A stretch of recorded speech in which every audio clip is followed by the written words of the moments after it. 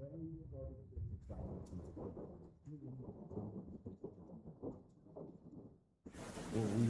we feel the spaceships at a time? Like it's fucking human.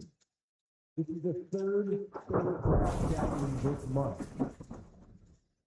It's got to stop to the manager level. Well, we can cut off their fortune. What is that going to do? I don't know. But we can try. Satisfy something. They keep leaving spacecraft. Goodbye, and saying that the aliens started these decisions today. Humans wouldn't take their ship. Apparently, none without forcing. Excuse me, are you a banana? No.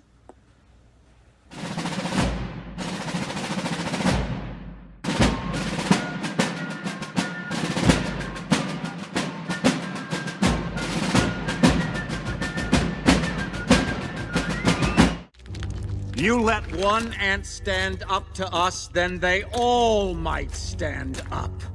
Those puny little ants outnumber us 100 to 1. And if they ever figure that out, there goes our way of life. It's not about food. It's about keeping those ants in line. That's why we're going back. Does anybody else want to stay? Let's ride!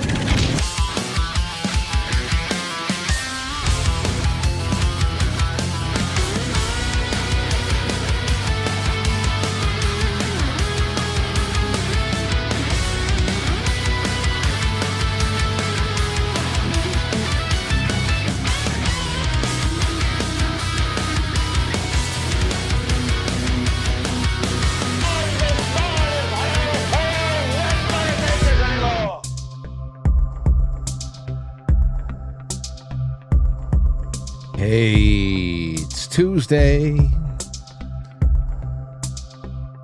It's Tuesday, and we have a nor'easter that is knocking on the front door of the Northeast right now, especially in my little corner. I don't think any rain just yet. It was starting to drizzle as soon as I showed up, but it is dark and it is windy. And our location is going to have, over here in Westchester County, my part of the county, is going to, I don't know, accumulate somewhere between 3 and 5 inches, which may not be a lot for other things. 3 inches might not be very impressive elsewhere, but for rain, all at once, it is a hog. And I mean, there's some parts of New York and the area around here that might get up to a foot. So that's crazy.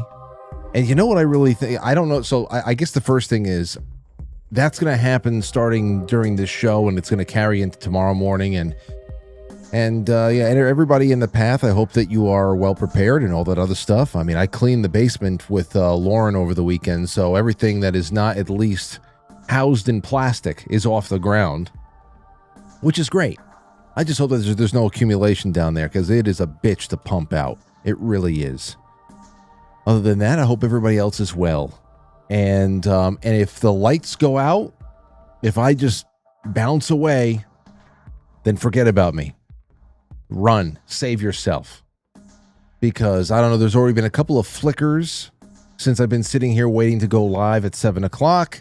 And then that was, I said, all right, well, we're just jumping into this head first. So if it ends up being a 25-minute episode, just know, if I don't come back, that means that the power didn't come back. And if the power does come back after, it wouldn't be a full-fledged broadcast across all the platforms anyway, because that means I'd have to go and schedule everything. So we'll get through it. It's all right. And then tomorrow we pick up where we left off. But it's going to be a good one this evening, because I wanted to have a really interesting revisiting of 2 shows combined from last November.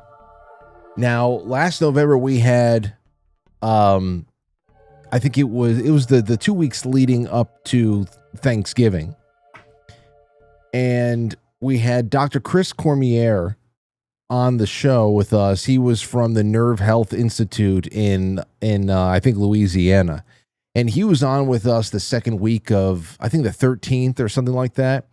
And then about a week or so afterwards, we had Megan Daubert on, who told us about a traumatic anoxic brain injury that her husband Michael had suffered in 2024, and was essentially logging all of her progress and working through the challenges every day, and communicating with her position to the internet. And it was a story that had really got me interested in what she was dealing with, and how she was making her way through it with the rehab and everything else, because a brain injury is very, very tough, especially with the severity that her husband had. And about a week after that, about a week after that, maybe a week after she was on the show, maybe a couple of days even, I said, listen, I just met this guy, Dr. Chris. He was a guy, he was a guest on my show just about a week before you were on, and I'd love to just get you guys linked up in email if you do want to pursue things like that. I don't know, just see, who the hell knows? I'm just like, here, talk to each other. Maybe there's something else. And I hadn't heard anything about it. And then back in May is when I saw a video posted from both Dr. Chris and Megan. Central figure of the whole thing was Megan's husband, Michael, who was being worked on and was going through different types of exercises with Dr. Chris, I guess, in Louisiana. So they made the trek out there, and I said, oh, this is awesome. I was so happy to see that they had linked up and all that stuff. And there were some really great things that happened in some of those videos. And so I reached out to all, commented. I said, I'm so glad you guys got linked up and all that stuff. And then it was, I think somebody from Dr. Chris's office got in touch with me, and it's just like, thank you so much for all this. This was a great thing to work on. So I said, hey, if they would both like to come on to the show for a very brief talk and just kind of talk about the whole process, how the assessment, and then what it is. We'll show the video in a couple of minutes and all that stuff. The assessment of the whole situation and where they are now, reasonable expectations going forward, because the brain injury that Michael had suffered was pretty serious. And, it was a little bit of a heavy show to do so close to Thanksgiving, but it was really so much. The reason why I wanted to bring on Megan back then was because it was such a story about faith and devotion to her family that carried the whole story for me. And of course, never giving up hope and plotting a path forward. And from that week of broadcasts alone, another door opened up, and where it all leads, who knows? But it's all net positive to me, and I really just wanted to bring them on for a couple minutes in the first half to see how they're doing and to learn a little bit about the process, because it is interesting to me. It is very interesting to me, and so that's what we'll do. In the second half of the show, I've got a mixed bag of things. We can do some extras. I'm going to open up the lines, and I really wanted to see those of you out there who have any real back against the wall, overcoming all the odds, miracle stories too, like bona fide miracles. I have a chat room poll that is up right now, and I hope that everybody just jumps over there and takes a look at it and makes a vote. Puts a vote in there, and it's about miracles. What are we saying? Here it is right now. Do you believe genuine miracles still happen today? Yes, I've witnessed one. 45% of everybody said, yes, I've witnessed one before. Well, that means we should have a lot of calls. We should have people fighting to call in. And you just say, I witnessed this happen.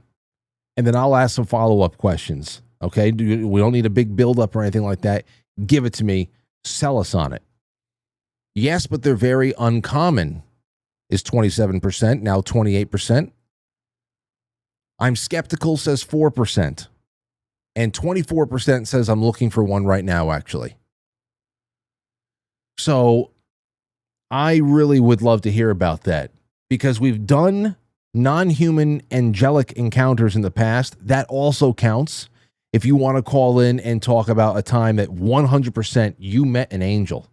You know, people talk about kind of like demonic encounters, paranormal encounters, things that are, poltergeisty in nature, where there's a physical altercation between you and some unseen and malevolent force. I like every once in a while getting the upside to that. You met an angel and you know it was.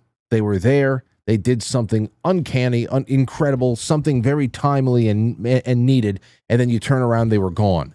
I want to know all that stuff. So there's going to be time for that in the second half, along with a few other extras that came my way. I got a couple of submissions from people in the audience and a friend or two who sent me some stuff to watch if we have time for it, including two more classic lighter, the lighters, the cigarette lighters that I was talking about a couple of weeks ago. I said that they really are a piece of a lost timeline, that I really believe that the Mandela effect was not able to, whatever timeline jump that we were in, these are some of the things that stayed behind. You say, well, the Captain Crunch was different back in the day. The Berenstain Bears was built different, and Darth Vader said one thing or another. Well, I say I'm looking to all of these incredible lighters. So I was very appreciative that somebody called my attention to new videos that were posted. We'll be doing that in a little bit, no doubt about it. And then I have this. No Agenda, the No Agenda podcast. There's a lot of you out there who listen to No Agenda, that you found this show because of No Agenda. And I was really looking forward to seeing that bridge between the shows really become a little bit more solidified by doing something. And I hope I get to meet Adam one day, or just I don't know, that would be awesome in and of itself, because we never got to speak with John. But apparently No Agenda, they were able to release an entire archive going back longer than my show exists, that's for sure, in podcast form at least. And everything is transcripted, and you could essentially Control F your way through nearly 20 years of shows and find things down to like minutia. And that's really what I want to do with my entire, the podcast years. Let me see here. Hold on a second. Let me tell you exactly how long. Where the hell is it? SoundCloud.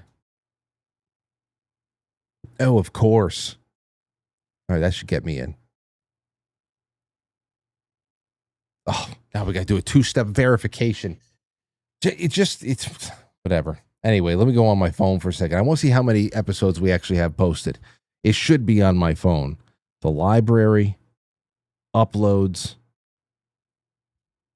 2,653 tracks since I started posting just the audio only in September of 2015. Now I'm starting to upload that. Like I said, it's on Patreon now. Monthly sponsors are getting that. And that first episode featuring Matt is great. I was listening to it earlier on today.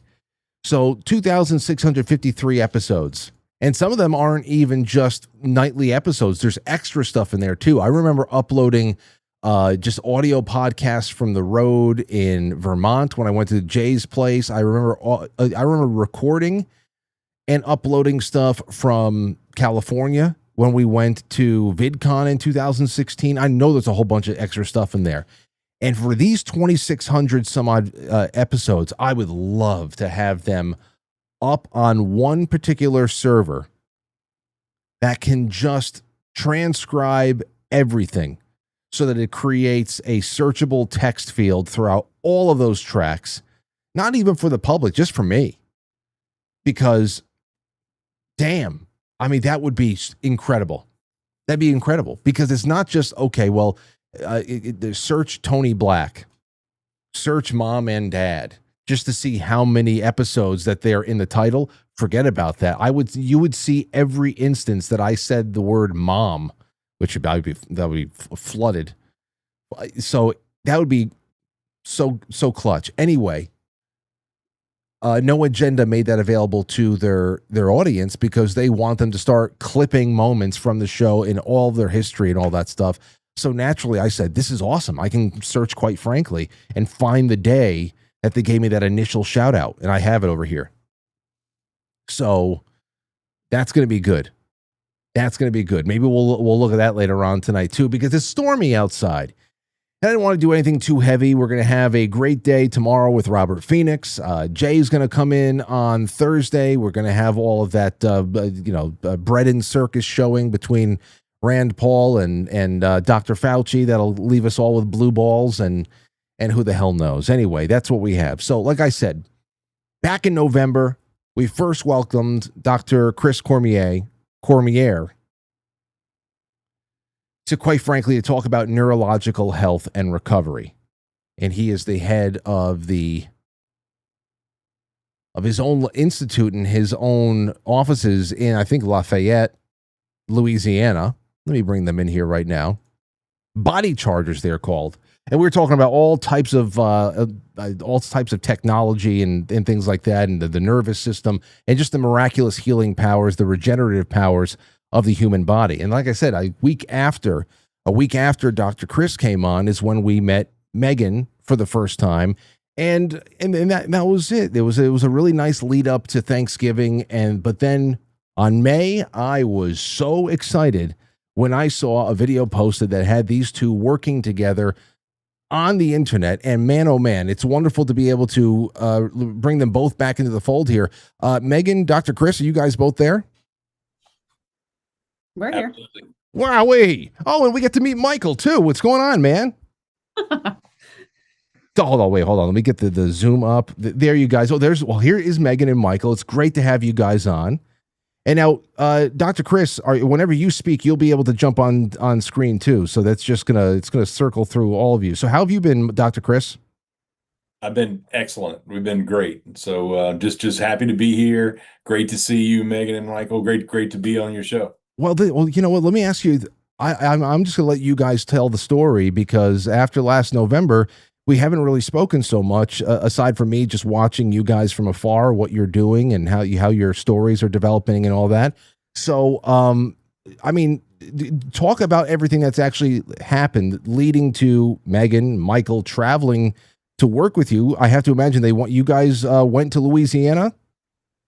We did. Wow. We went to Louisiana. Well, then tell the story. I just want to sit back and hear how this actually happened, because I made the introduction, but then I just slinked back into the background and just wished the best for everybody. So go ahead. Yeah, you did. You made the introduction, and I'm super grateful. That's exactly like you said. After you and I were done talking that night on your show, you said, hey, it just seems like this guy might be someone who could help you guys, help Michael. And I made note of it, as I made note of a lot of things in the first year of his brain injury. Like, everybody knows somebody that might help, right? And I get overwhelmed with information, but I kept this one in my back pocket, it felt like. And as more time went on, there just wasn't much happening in the medical world of what we can do next for Mike. We would visit the cardiologist, we would visit his brain doc, and it would just be like check-ins. And are you still taking this medication? Great. And it just, as his wife and caregiver and the person who knows him the best in the world, I just was not content with doing nothing. Yeah. And so I watched the episode that you, Frank, had sent to me with Dr. Chris. And I was like, all right, I'm up for anything. If there's no harm in trying it out, let's see what this is about. So Dr. Chris and his team connected with us via the phone a few times. And we kind of described what it is that Mike needs help with. And they said, well, here's what we think we can do. You guys willing to come down to Louisiana? Because we're not in Louisiana. We had to make arrangements for this to happen, which is a big time commitment and a big sacrifice.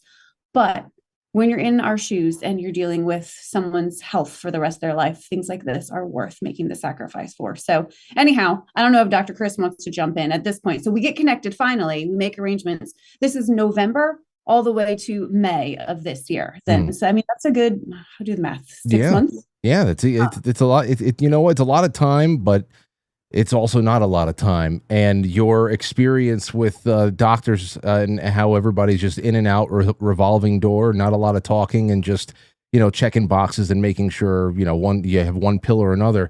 Unfortunately, that's a very common experience no matter what people are dealing with these days, which is why I think that a lot more people like Dr. Chris and a lot of people who are Western trained are just stepping outside of the giant network model and getting a little bit more direct care. And I think it's going back into a much healthy direction. Dr. Chris, how do you want to tack on to this story from your perspective?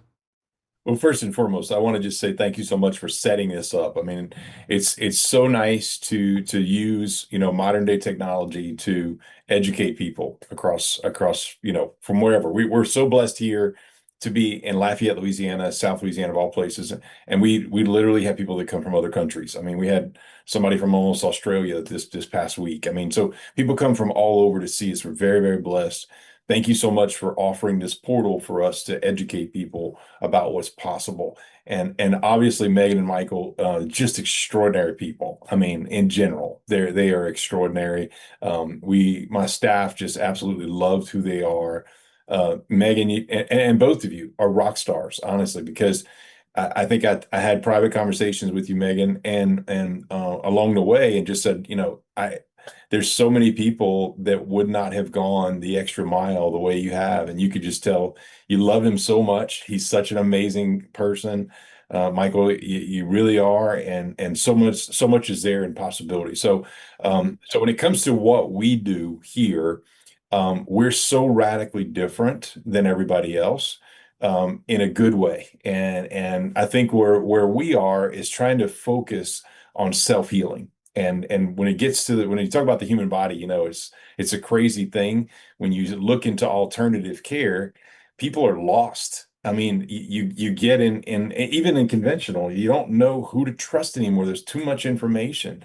And people literally don't have like a trusted partner in healthcare a lot of times that they can go to where they know they can trust and get the best information and resources available through somebody who actually has a clinic and been doing it for almost 30 years. So I've been at it for 28 years. And so that journey, obviously, and with Michael's condition, we were very upfront with them in the beginning. When you damage parts of the brain, it's challenging, right? It's easier if we see people quicker after this type of injury, where we can help faster. But you want to think of your brain, for instance. I mean, it's a miracle, number one, that he's still living. Absolute miracle, number one. Because I forget the minutes. It was 22 minutes. 24. Yeah, 24 minutes. Yeah, without breathing. I mean, that's unbelievable to go without oxygen. So people maybe listening out there, the number one ingredient or the number one thing you have to do with your human body is breathe. And breathe, why is that? There's a scientific reason. You're transporting the number one nutrient into your cells. You only have 30 trillion of them. So it's a couple of them. You're transporting the number one ingredient into all those cells, which is oxygen gas. And we can't do without it, unfortunately. But Michael was an amazing case where he went 24 minutes without it and still is here and still is as functional as he is. But, parts of the brain, when you get that long, start to try to die, and literally they do. And so you have to try to do everything you can to bring those areas back. And so that's when they got here, that's what we started. We did our full-on nerve assessment where, your brain and your spinal cord run all the way down. And it's like, this is your power company, and it's wired to trillions of houses. So you have one power company for trillions of houses. And so part of what we do is seeing how well connected the nervous system is. And when he started here, it wasn't connected very well at all. And then by the time he left, he had some. Have you had similar cases to Michael's in the past? Is this something that you already had familiar with, and you are some familiarity with, and therefore you had a pretty good expectation as to where a good starting point would be, and where you would progress from there? We okay, so at a couple of different levels. I wish I could just get into research, right? And just say, hey, this year we're just going to do brain injuries, and this next year we're going to do autism, and the next year we're going to do whatever condition. Unfortunately, we're in the position right now where we're handed whatever comes to us. And it's such a wide array. You can imagine in today's world, there are so many neurological problems in today's world. I mean, I'm seeing the craziest things you could ever imagine. So to actually get into this and say, do we do hypoxic type brain injuries all day? No, we don't do those all day, but we see a huge variety of every imaginable type of injury that you could think of. So regarding his case, like I said, number one, amazing that he's still here. Amazing that his wife and the team around her has been there for support, but we were here to offer a lot more, I think, than what they realized was available to them.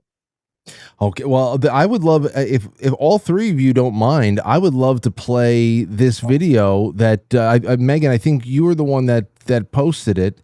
I don't know if you maybe you're all collaborators on it at this point, but it was day one with the recollection of the three numbers. And so at this point, something like that was just not possible at that point, just to be able to give three numbers and then be able to recall it. Is it 3, 7, 11? That one. I'm telling you, when I watched this video, I had this big smile on from ear to ear. I was just, and I saw Dr. Chris was thrilled, and everybody in the room was thrilled. I was just so happy for you guys, and I just have a lot of questions about what's going on in the room. So I'd love to play it if you don't mind. Go for it. Okay. So then here we go. Let me, and I'll put you guys up on screen with me. Let me bounce you up here.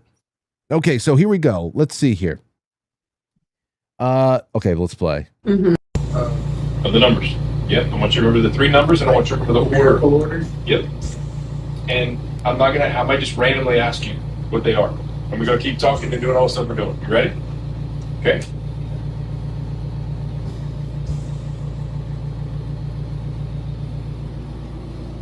Okay, so that's the 3, the 7, and the 11. Now this is now Dr. Chris, from here, you start talking about other things. I see that the first thing you did is you just start changing the subject and you go on to other things. And I'd love for you to talk a little bit about this. Let's just let it play out a little bit, and then we'll just go and digest it all. Okay. So as we were talking about, let's go back into, what are your kids' names again? Catcher and third base. Yeah. Keep gripping.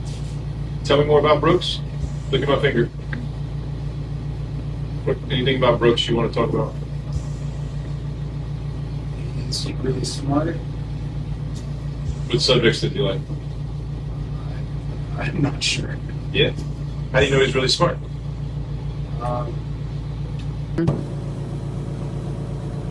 So now, for everybody in podcast land, this is now 8 minutes later after, off-topic conversation is being introduced, and now Dr. Chris is going to bring back the three numbers to see, whether or not we have recollection here that wasn't achieved in the past. So here we go.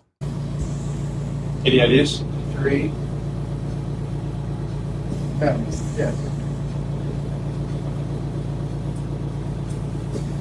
3 and 11.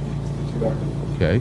Was it just two numbers? It was 3 numbers. It was 3 numbers. I think 3 and 11 were selecting the third number. Okay. I'm blanking on the third number. It was 3, 7, 11. Nice work. Now, listen, that right there, I am like Yes. I felt so damn okay. So let me just ask. We'll start with Dr. Chris. Sensational there. So 8 minutes, obviously. You're tracking eye movement, off-topic. That was all just preparing Michael for the moment of recall with the numbers in some way. Can you describe a little what's going on there? Yeah, so there's so many things going on. I'll try to be I guess is easy to understand here. So like when it comes to memory, just think about every single thing you've ever done in your whole life is stored in your brain, which is crazy. Like every millisecond is stored in your brain, which is it's unbelievable, right? So if somebody asks you a question, you got to have, and I'm going to use like an analogy, I guess, to make this. This is not how it technically works, but it anatomically works. But this is how it works when you just think of it, just like the figurative example. When somebody asks you a question, hey, when were you born? You got a little runner in your brain that takes off and pulls a file and says, boom, hey, I was born, this date, X and X, whatever the year is, right? What'd you have for breakfast? Oh, there's a little runner that pulls the file, bam, this is what it was. And so a lot of times what happens to people is they start to lose that runner, where the runner will go in a certain part of the file cabinet and can't pull files and like struggles, and then maybe something else is easier. So one of the things we figured out is it's called neuroplasticity, and you're actually trying to stimulate the brain, because we know that the brain and the nervous system will actually regrow itself. It does. And so it's a matter of stimulation to get connections to happen again. So it's almost like trying to turn some of the filing cabinet back on that was not accessible, and let the runner go and make it more accessible. So one of the things we do, this is more for short-term memory, because what we see a lot of in these types of cases is a lot of times their short-term memory is damaged more so than their long-term memory. And it can be both, but like if you ask Michael when he's born, and he'll remember those things a lot easier than maybe what he remembered what he had for breakfast, or what he did 5 minutes ago. So we try to get that, which we do things to spark up that connection. So number one, we do the 3 number thing. Sometimes we only can do 2. Sometimes we can go up to 4. It just depends. We can use letters. We can use whatever there. And we try to get them to shortly remember whatever it is, and then take it away. And then we start neurologically stimulating other nerves throughout the body. We start having conversations with them. We start making them pull other files. I was getting him to talk about his son, making him pull some files maybe he could remember that were easier. We were turning on nerves to his eyes. There's the oculomotor nerve. There's the trochlear nerve, abducens nerve. They're really, really important nerves back here that feed the power in the eyes. And you can imagine his brain stem was also damaged, in addition to parts of the brain with that hypoxia. Or the lack of oxygen. So as we're working with people, we're trying to actually turn those nerves back on, and we're actually working through getting that file, that runner, to go and pull the file, if that makes sense. It does. So when we go back that 8 minutes, we did neurological work throughout that 8 minutes, and we went back and asked, hey, what did you remember? Some people, when we do that, it takes us a little bit of time. And I didn't know, how soon that was going to be, but the things we were doing, it's like plugging switches and turning things back on. And all of a sudden he was able to recall those 3 numbers, which is extraordinary. Yeah, it's definitely a moment. Megan, Michael, anything that you guys want to just add in from that whole experience itself, or anything you took away in particular? Go right ahead.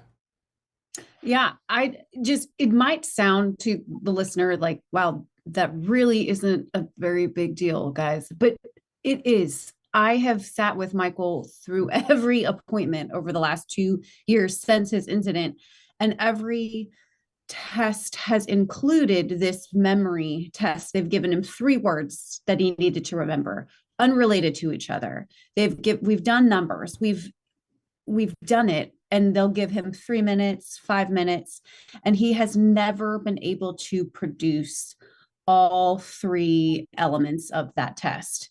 Not even one. I mean, I think there's one time you guessed apple correctly, and I don't know if that was just it worked. But anyway, so witnessing this in the clinic with Dr. Chris was a really big moment of, oh, okay, we can maybe recover some of this short-term working memory that has been so shut off. I don't know. Do you want to say anything? It's definitely encouraging. Yeah. Oh, and I can see that, and I think that's the one again a big reason why I wanted to bring Megan on last year is just because you formed a very, very sincere bond with the people who have found your story. You're essentially an online diary here, and I love that this gap was bridged, and I can see how that's encouraging because a lot of people are sharing that. People across the whole world that watch this are encouraged by it. Now, Dr. Chris, let me ask you real quick, because I only have a couple more questions, and I really appreciate the time. I just thought that this needed to be highlighted a little bit. When I look at what is going on inside of your office here, obviously you're talking about the necessity of oxygen. So I can imagine that while you're in Dr. Chris in your office, there maybe oxygen is going to be a little bit it's just going to be gratis at that point. Why not have a little bit more? That's what I have to imagine. I don't know, there's probably some other reason why you're doing it, but as far as the device near Michael's temple, which kind of looks, for the untrained eye over here, looks like infrared or something like that, can you talk about a little bit of what's being employed as far as tools go? Yeah, so we are essentially in this particular technique, and just to back up just for a couple seconds, in the human body, there's 7. It's taken me every bit of 30 years to discover this. So there's 7 primary ingredients when it comes to your body, and this is anybody. It's oxygen, water, light, magnetism, frequency, detox, and nutrients. And so this component here, we're actually working on his light energy. Imagine your brain, for instance, here. Your brain is wired to trillions of cells, and it uses light to be able to communicate back and forth. So there's sensory information and motor information. It's like input and output into your brain to all your cells. You should have all that, but you can imagine it's impossible in today's world. Outside of the event that Michael had, it's impossible in today's world for one power company to maintain 100% power to all the trillions of cells you have in your body. It's just impossible. And that concept, people need to know about it, right? Because you should have people get their teeth checked all the time, but they don't get their nerves checked. And the reason being is because there's not a whole lot of us using this quantum physics method to be able to get into the nervous system accurately and assess it. So we got a lot of things going on in there. That is a very powerful a dual laser that we're using. We got all kinds of light devices. We got all kinds of, you can ask them all kinds of devices, frequency devices, tools, methods that are either increasing the input with sensory information to the brain or output in the body. So does that make it a little more clear? Oh yeah, listen, I'm just curious about to what, because I can have to imagine if you're going full sensor, you have to call all the senses you can into concert with each other. I mean, just as I spent a lot, I'm not haven't gone into chiropractic or any other kind of work, but I did spend a lot of time in fitness and health and all that stuff, and just body motion and being able to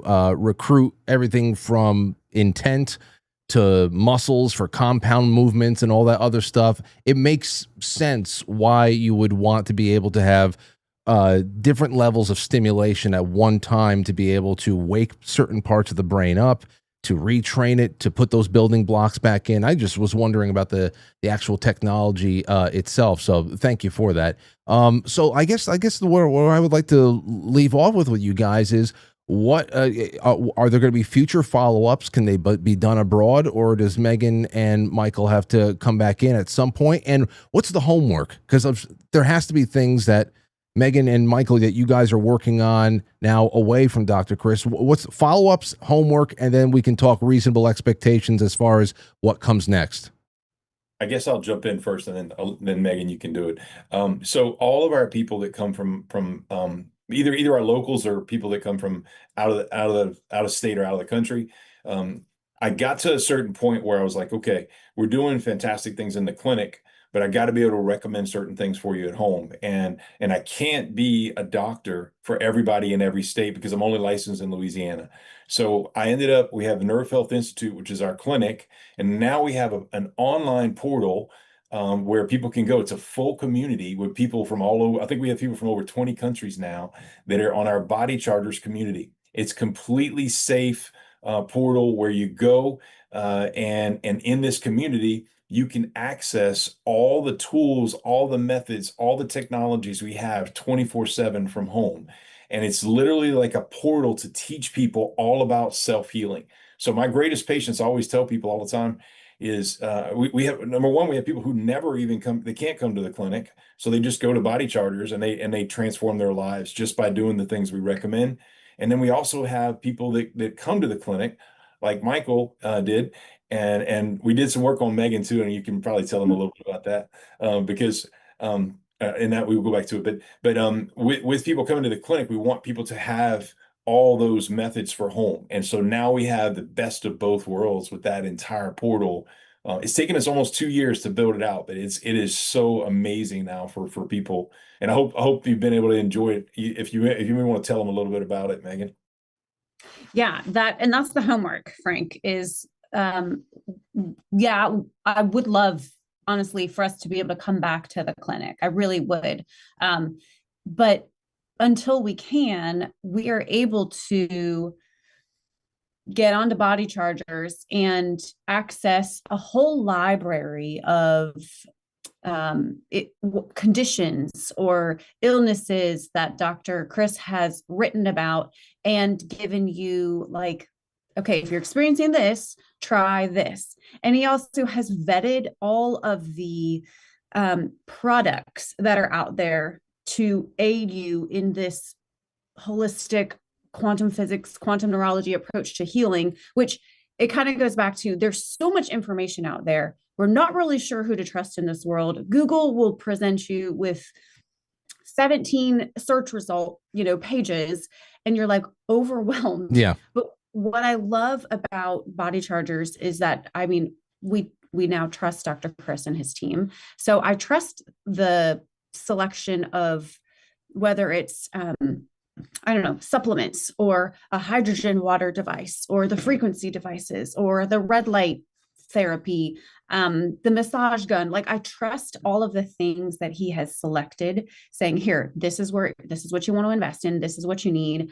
And then also he does a live Q&A weekly on this. So if you have a question throughout the week, I don't know if anyone else is as frustrated as I am with the normal healthcare system, but it is so hard now to get to an actual voice. Everything is AI automated. And when I have a question about somebody, I cannot get to a person. But on Fridays at noon, I can bring my question to Dr. Chris. Like, it's just, I'm like, this is really simple. Thank you. It is helpful.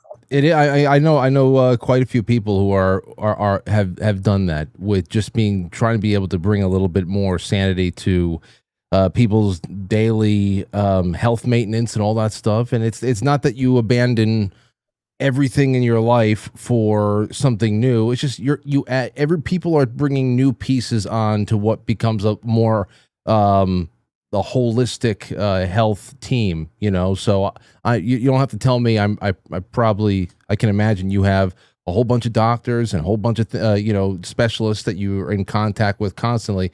But I'm just happy, like I said, that you guys found a really a source of inspiration and some encouragement in this friendship. So that's great. So let me just say, now more than ever, I am hell bent on reporting good and interesting news, and this is both good and interesting. So, Megan, Michael, Dr. Chris, I mean, thank you so much for the time coming on. Would you all like to plug your respective work? Megan, you have the podcast. Dr. Chris, you have the go ahead and take some time and let everybody know how to find you and follow along with the next chapters in the journey. Yeah, I'll be quick. I'm Megan Daubert podcast. I'm on YouTube and Instagram. There it is. And I just share our journey. I bring on guests to my show, and really just, I think we have stories and they're meant to be told. So that's kind of what I'm about. It's a good time. give us a follow. Michael, I'm so happy to have met you too, man. I really wish you nothing but the best, and I hope we get to speak again. Thank you. Okay. And Chris, what about you? Yes, sure. So we have the Nerve Health Institute, and you can access it via nervehealth.com. That's probably the easiest route. We have all of our social media out there, YouTube pages. We got tons of videos for explaining everything, any possible thing that people have. We have information out there, and then we have our Body Charters portal, which I consider Body Charters. We started calling it your health GPS because honestly, when you think about the world today and you're looking for health, you don't know who to trust. People are lost. They don't know where to go. This is a portal where it's vetted. Everything that we recommend in there, I personally do. My wife and I have been married for 30 years. My kids, everybody around us, our staff members, our patients. So this is not like things that we just discovered yesterday. So that's what our Body Charters portal is about, is helping people at home. And we have both of those portals. Feel free to go to bodycharters.com, and you can easily become a member. Body Charters is hosted in a community called School, where it's safe and uncensored and all those fun things. So our community, it's really a community that engages and helps each other, which is even better for us. So, but yeah, thank you so much for having us, and so great to see you, Megan and Michael, again. Can't wait to see you again. Hope that you get all the ongoing support you need. We're always here for more support in any way. Well, I'll be following everybody here and rooting for you all. Thank you so much for the time, all three of you. Thank you. Thanks, Frank. Good to see you guys. Okay. Take care. There we go. There's Megan and Michael and Dr. Chris. That was wonderful. I just made me feel good. That was back a couple of, I don't know, not too long ago. I said, oh, well, I've got to bring them all on. And that one just nice, you know? Oh boy. So what about you guys? Seriously, it's the same old thing for you guys too. There's miracles. There's against all odds situations. I want you to call in 914-200-0269. Please leave a like, a comment, share it with a friend, share it with an enemy, whatever the hell it is. Just share the show in general. Share your favorite episode, your favorite clip with somebody, and see what happens from there. You know, I tend to grow on people, so let's hope that the growth continues. Here's a story for you. Just a little bit of inspiration for some more good news, because who knows where the rest of the week goes, right? Got to give yourself a little bit of a chance to breathe. California man rescued after 30 days stranded at sea with broken mast. It happens to the best of us. A California man was rescued alive, drifting in his sailboat off Hawaii after spending 30 days stranded at sea. Kai Sato, 39 years old, set sail from California's Catalina Islands on June 7th, hoping to complete his first solo sail across the Pacific Ocean. He told Hawaii News, but his journey took a disastrous turn when his mast snapped and the phone he was using for navigation died. Well, damn. I cried for a whole week just drifting south like miserable, Sato said. I believe I was going to just try to turn my motor on and just suffocate, to kill myself. I felt hopeless. What? See, I don't get that. If you have a motor, then why don't you just drive? Isn't the motor there to use are you using the motor so that you don't have to use the sail? Isn't that just like another option? You wouldn't have the motor on with the sail, would you? All of you sailors out there, can you please let me know? Give me a call, 914-200-0269. I cried for a whole week. I guess if my mast had broken and I was in the middle of the Pacific and my phone died, then I would have cried too. But how do you not set sail with everything being rechargeable? In my bug out bag, in my little bug out bag, I have all types of batteries, battery packs. They are all rechargeable. And I even have the solar rechargeable piece.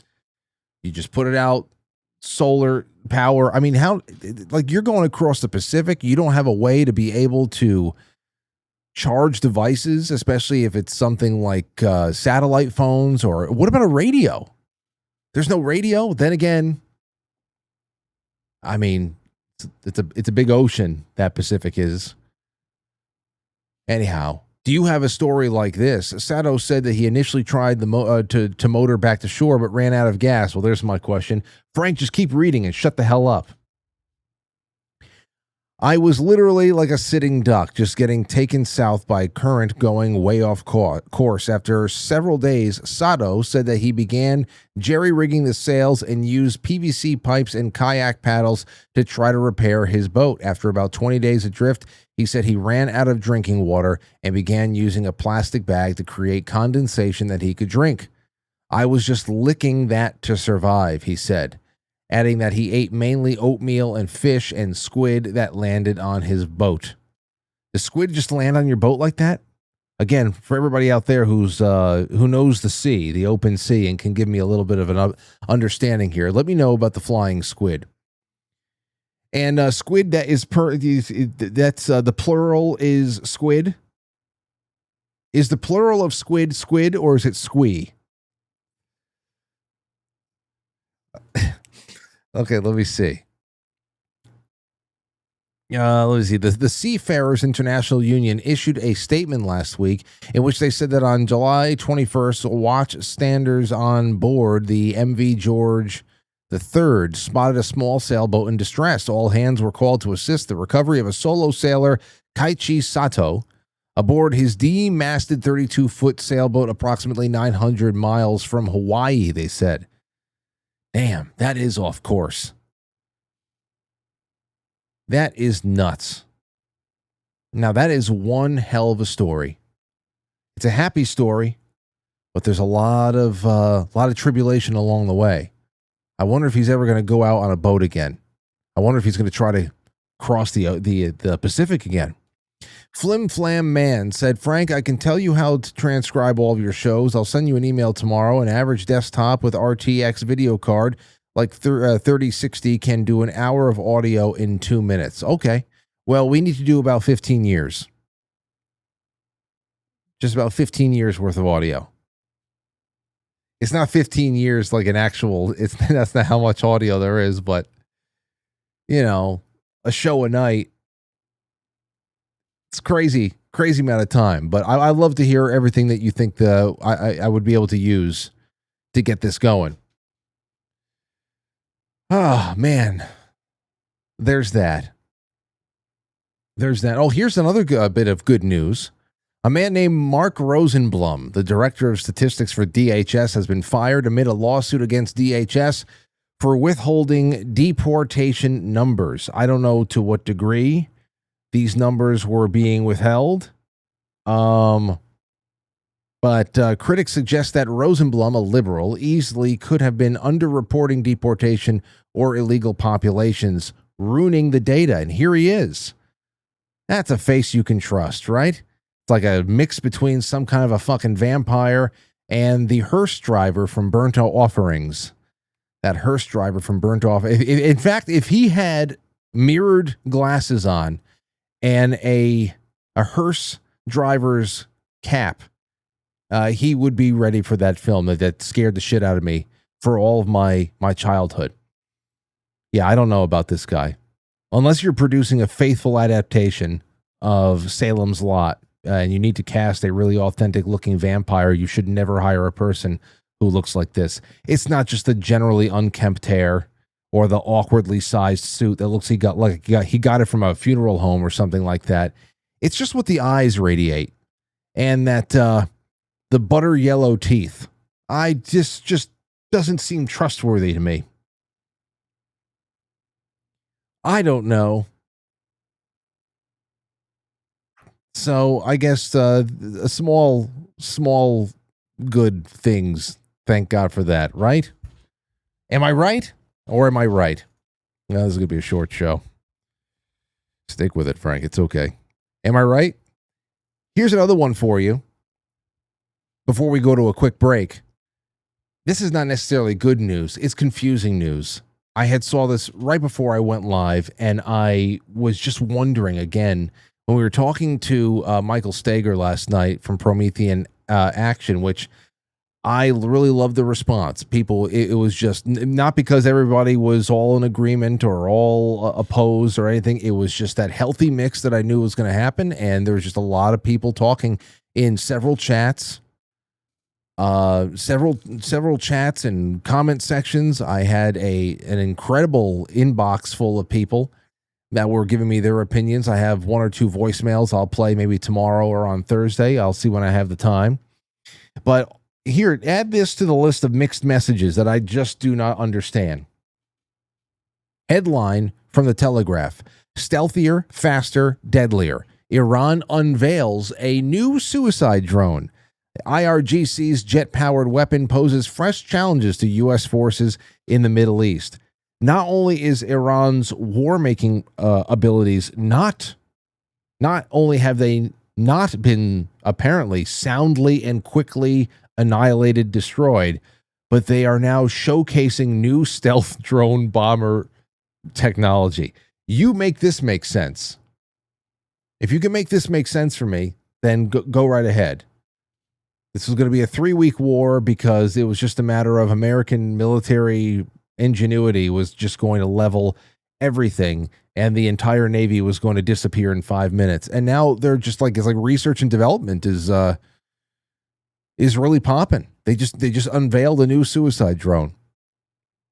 Now, whether it's anything to write home about or not, I don't know. But these are not the headlines you expect to be coming out of that war zone, since it was supposed to be so lopsided. Anyhow, all right, a really quick break, and when we come back, we're just going to go to your super chats and a few other things. We'll get some extras in, and away we go. We'll make way for the rest of the week. It's going to be a good one, and I'm having a lot of fun. Thank you so much for the time so far. Be right back. What have I done? Where is everything? Where the fuck is everything? I just don't get it. Oh, here it is. Welcome to intermission.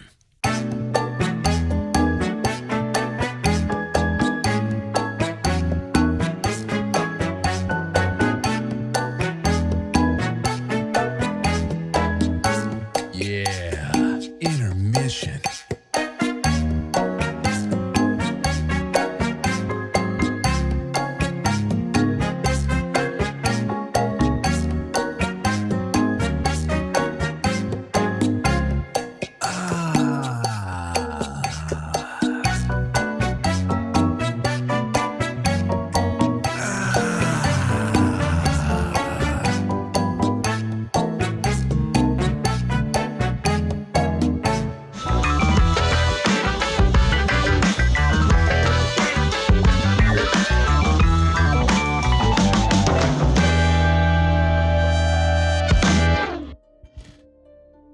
All right, everybody. Hey, listen, we only have 3 days left.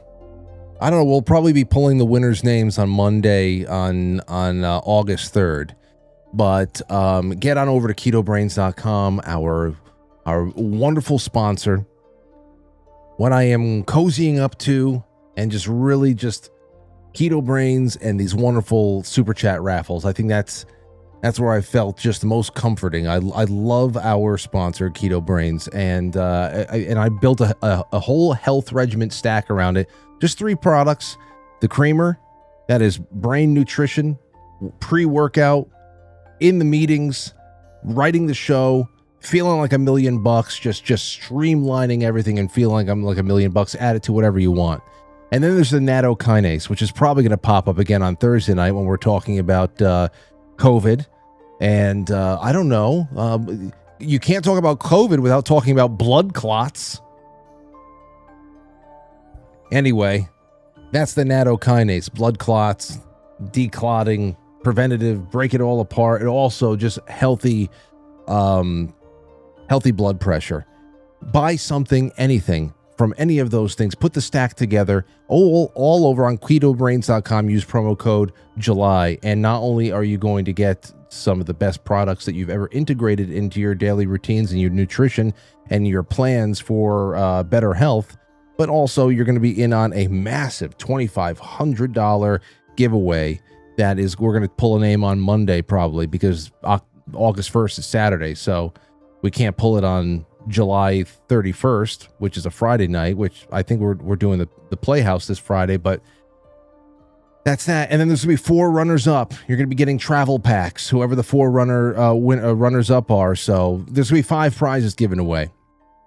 Jump in on it. Trust me. If it's your time to re-up, do it. If you haven't jumped on the nattokinase, get a 120 count bottle, and that'll you're set for a couple of months. And it's all great prices, great quality too. All right, 914-200-0269. Waiting for you, my friends. Jay Britt says, good on you, Frank, for uniting Megan and Michael with Dr. Chris. Kudos. It's just one of those things. You're helpless. Really nothing you can do. It just so happened they were so close together, and as far as the scheduling goes, and I said, hey, and a breakthrough like that is significant, especially when you're talking about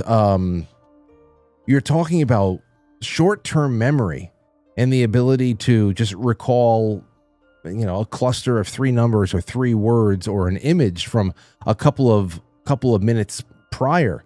That is a huge breakthrough for people who have been brought back to ground zero from the starting point, true starting point in rebuilding and in a person, who has really been, brought to a reset, a very scary reset, and so if that's all really even what came of that first trip, I mean, that's enough. That's enough to build hope on. And I'm happy when people get together and good things happen. Anyhow, thank you for that wonderful super chat, my friend. First one up over on Rumble is Jay Semo, says, cheers, Frank. Well, thank you so much, Jay Semo. And Nephilim says, cheers, Frank. Great show and conversations tonight. A little bit of a change. I wanted to do something special, and this was special. All right, over on Pilled, let's see what we got going on over there. Wichita Buzz has put me in, coach. Oh, you are in. Love hearing about Angelic Encounters. Well, I want to hear about it. Did you guys ever encounter it? That was an angel. Miracles, against all odds stories. Even if it was one of those things, I was lost at sea for 45 days, Frank. All I drank was squid and pee. I mean, I ate squid and I drank pee. Like Bear Grylls. Who was making all those Bear Grylls? Those Bear Grylls. Was it South Park?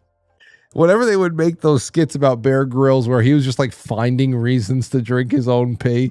Like it wasn't even a severe enough situation where it wasn't even that severe. He was just finding the situation. Was that South Park? Hold on. That sounds like South Park. South Park, Bear Grylls. Let's see here.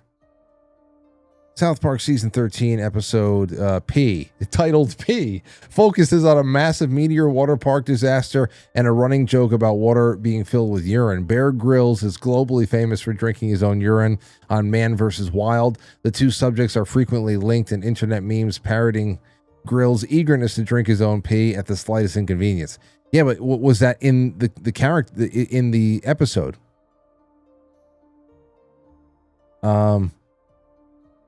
I don't know if it is. Somebody goofed on him and it was fantastic. Let's take a call from upstate. What's going on, sir? Hey, Frank, I got a quick question. Yes. Like, this whole Iran thing, and you know what? I'm a spectator. It doesn't affect my life directly. I love knowing people that went and did a great job in the Middle East. And when I look at Mom Donnie, I think about all the heads my friends put to bed. And that, like, but anyway, Iran. Look what Israel did to fucking Gaza. And the fact that the Ayatollah was like on their payroll, whatever. They were they literally we stopped them already, didn't we, Frank? You think? Yeah, I don't know. It doesn't seem like we stop anything. And when we and whenever you hear in the news a declaration that something has been stopped, most certainly it has not. It is like following every horror script that you've ever heard and seen play out in the 80s and 90s. There's always going to be that last second flinch of the dead villain's finger right before you cut to the end credits. There's going to be something there. They're coming back somehow, and yeah. So I really seriously don't understand it. When it first started out, we hit like 2,000 sites. It was the most spectacular aerial show of force since ever. I mean, we sent like I don't know how many warplanes in there, and we put direct guided things like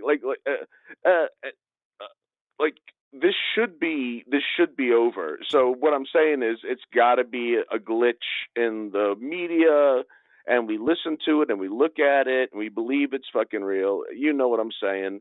Anyway, that's all I got. I needed your opinion on dude, I thought we did the job. What are they doing? Like they're putting little robot boats in the water. We got come on. I get you. Hey, listen, I get what you're saying. No, Yeah. and that's why a lot of people out there really just they default back to everything is scripted, everything's a lie, and that is. It may seem like that sometimes, but you have to try to keep as much control as you can to just assess things on an individual basis. And I understand what you're saying. It's even like the Mom Donnie thing. I was doing this. Last night I was looking at some of the people who were taking victory laps about, wow, imagine that. Can a mayor in New York is able to make groceries 30% less. Oh man, wouldn't it be awful if the socialists took over? Nobody would go hungry again. Nobody is going hungry. Nobody's going hungry in this fat ass country of ours. Nobody's going hungry. But the fact that these people take these victory laps and you can't get through to them and they're all just like, wow, look, this is proof positive it works, when you can't do what he does without being able to destroy private business. Like I said last night with the whole 30% off, they're saying, oh no, it's not 30% off everything inside of the city welfare grocery store. It's just 30% off of basics like staples like milk and bread, etc. And that the rest of the store is at market rate. Well, then what the hell are you opening up the store for? Give everybody vegetable vouchers. But that goes against what they were saying. You remember when everybody was saying, well, listen, with food stamps in the United States, in food stamps, you can't tell somebody that they can't have soda. You can't tell somebody they can't use the EBT card to go and get themselves a 2-liter of Mountain Dew. You can't tell them they can't have cookies. Children need cookies. They need to feel normal like everybody else. It's like, listen, nobody said, go have some fucking cookies. You're telling me you can't find $2 inside the couch cushions to go buy a sleeve of cheap-ass cookies? Everything's got to be EBT, and we know how the hell this shit is being tapped into. I'm telling you, it's all.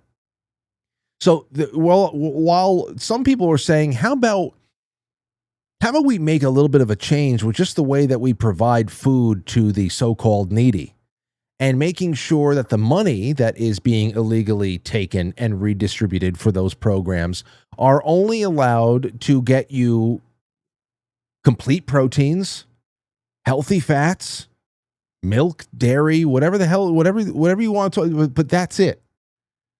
Good, the eggs, cheeses, produce, and not all the other shit. And just write off entire categories of trash, syrups, and all this other nonsense. You can't buy booze, you can't buy anything. You forget about it. And people are like, how dare you?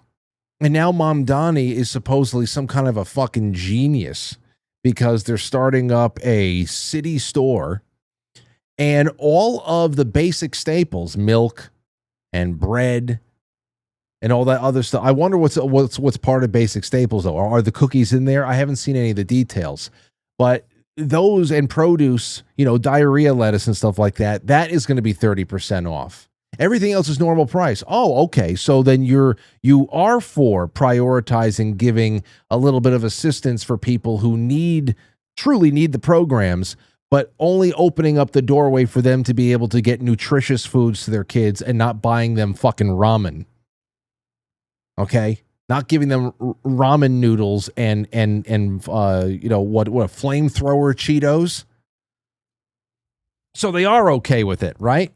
Yeah, that's bullshit.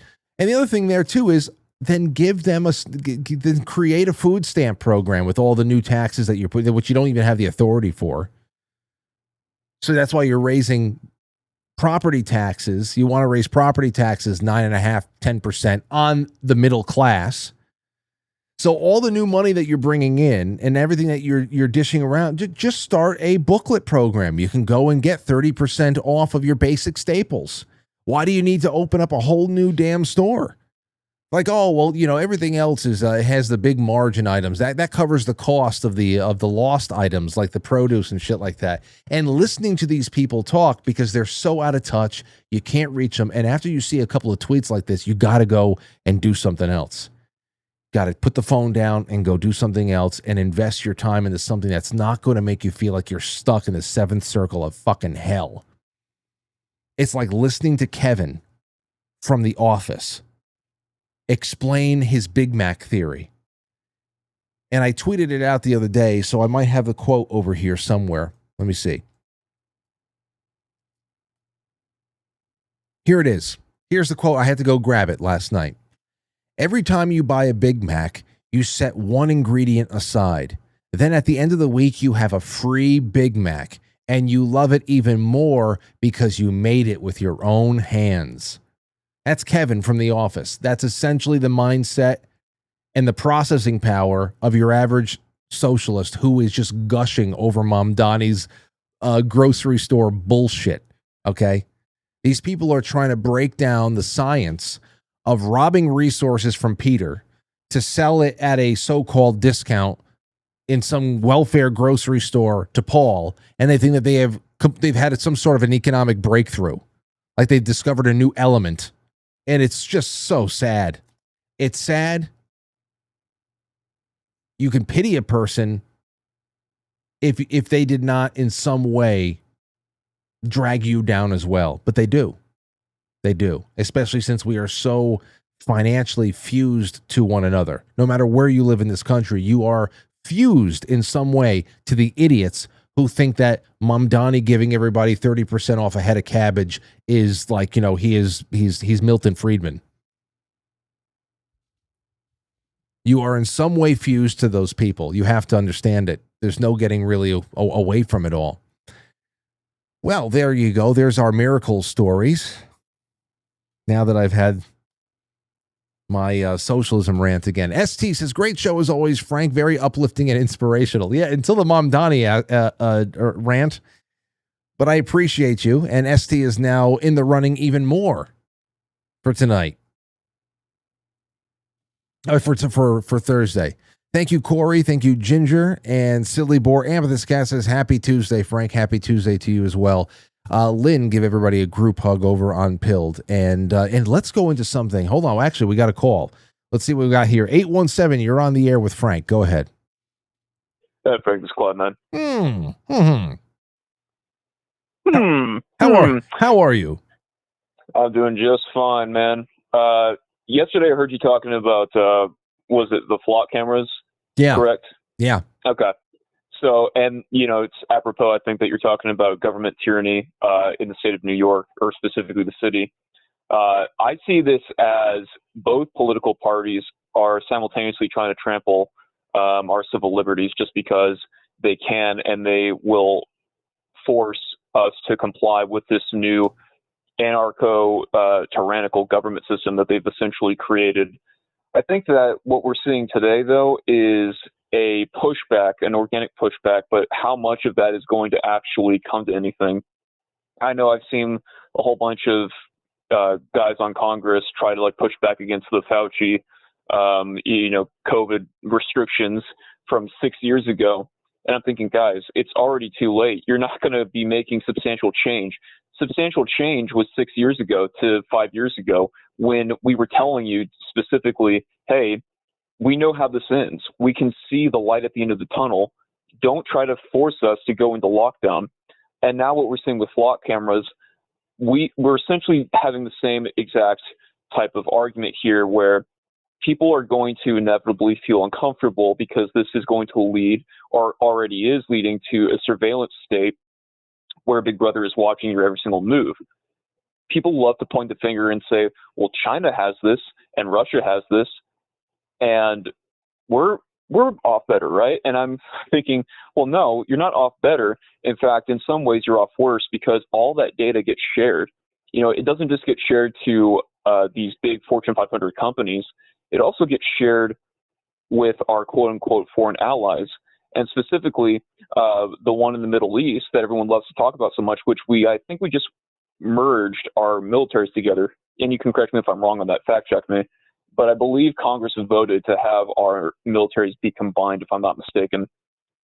We went over all those points there of what happens, how this military partnership with Israel in particular has deepened in some way, and there's now like an oversight czar, and beyond that, it's just a lot more supply chain and technology and intellectual property sharing and entanglement. It's regardless of whether or not it's a full integration and merging of two supposedly sovereign states, militaries is besides the point. There is way too much. No military on Earth should ever want this much leverage placed on their ability to defend themselves, make war, deploy all their stuff, everything. So there's way too much leverage there. And whether they're friends, foes, whatever, these are things you have to keep separate.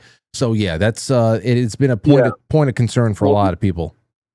Do you see New York? I mean, I know you live there, but do you see the city at least going to more tyrannical situations like we've seen in Mondani in the future? Or do you think it's going to turn purple before California does, as an example? Well, I mean, you know who I saw in the news again the other day, and I think Rich Barris might actually be watching because he texted me before when I made the Bear Grylls piss drinking remarks, and I guess he was watching, I guess. But another person who's been in the news lately is our old friend Marley Hornick. And Marley was just there's some article, I think it's somewhere in my bookmarks right now, about how she brought up the state of New York and how ridiculous the entire election system is over there, and how it would not really surprise her in any way, shape, or form that Mamdani's mayorship is not in some way legitimate or whatever. So I mean, I'm sure that there was a lot of not, I don't know. I'm sure that there's a lot of things that happen in every election these days that are just significantly off course. One final thing before I let you go.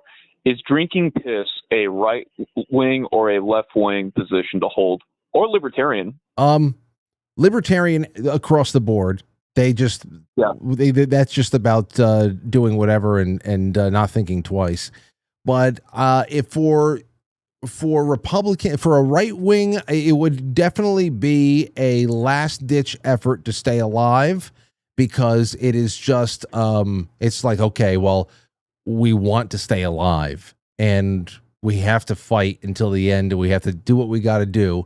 And if you really have no other choice, I think that most right-wing people would say, all right, fine, I'll take a swig of my own piss just to stay alive for another day. On the left, I think that it would be more of something that they do when they have a fully stocked refrigerator of whatever the hell they want to drink, just because it's more on, it's a source of humiliation, and they get off with that. I mean, remember Chelsea Handler? You can go right now and Google it on YouTube. I mean, there's video of her getting peed on by one of her friends when they were out boating. They're just, she jumped off a boat. She's in the boat. She's in the water. She's about to climb up onto a boat, but not without her friend pissing all over her first. So yeah, I think that there's differences.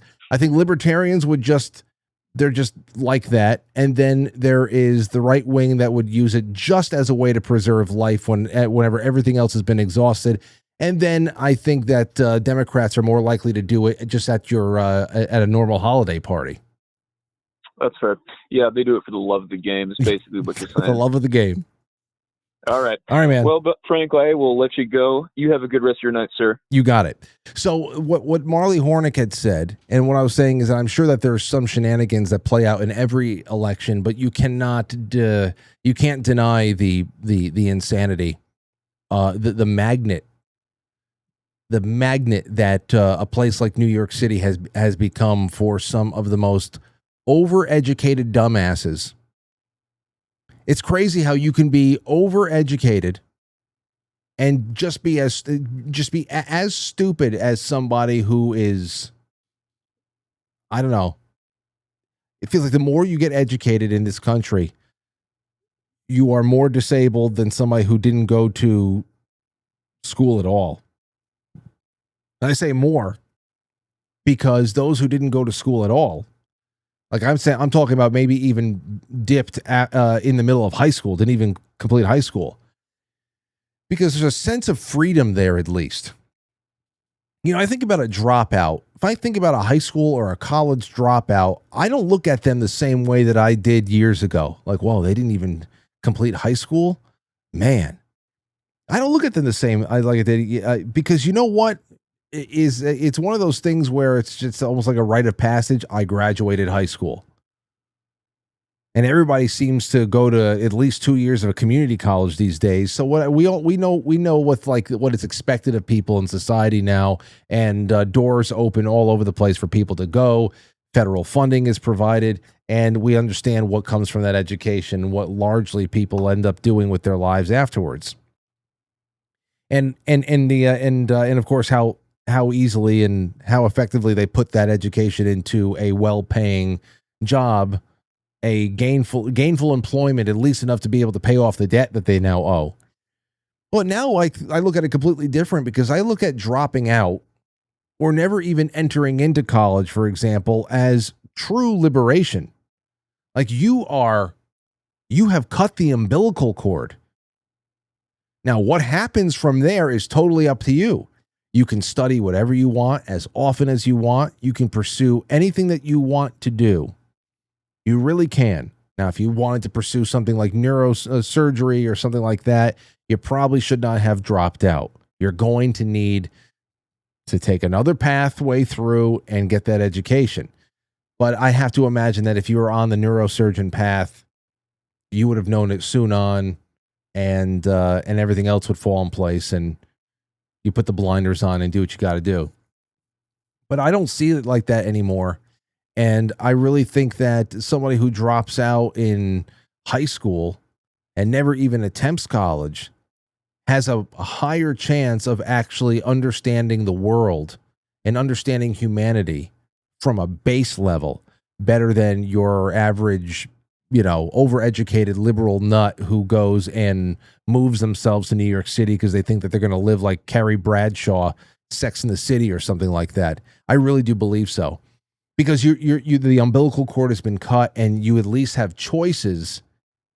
You may make the wrong ones. You might just lean left and go farther left, and just get caught up in the activist world and demanding that people take care of you and all that. Or you just might go get a job, and you might just start plying a trade and being able to go out there and work for yourself, and really become resentful of a system that makes it harder for you to get ahead. While other people are coasting and becoming professional voters. I mean, it really can go anywhere. So I don't judge people who drop out, don't complete or even start levels of higher learning anymore. It really is just a matter of what they do. Because look at New York City. Look at the intellectuals that it attracts. Seriously. Anyway. Look at these awesome coasters, too, from our good friend Colin out there. Made 4, quite frankly, coasters. And this is who the grand prize winner on Thursday night is going to get for our Super Chat raffle. So please support the show. We definitely need it. Become a sponsor. Join the Culture Club. We're going to be wrapping up Huckleberry Finn next week. It is August, and then we're jumping right into Movie Club. The Film Club watch parties from now until October, when we read and then watch Shutter Island, are going to be great, man. They're going to be great. I can't wait to watch Terminator 1 and 2 with you. You'll see Terminator 1 is almost like a horror film. So we'll get into that soon. Okay, you ready for this? Listen to this. It's 8:24, and I want to jump into the no agenda. So I'm going to type in, quite frankly,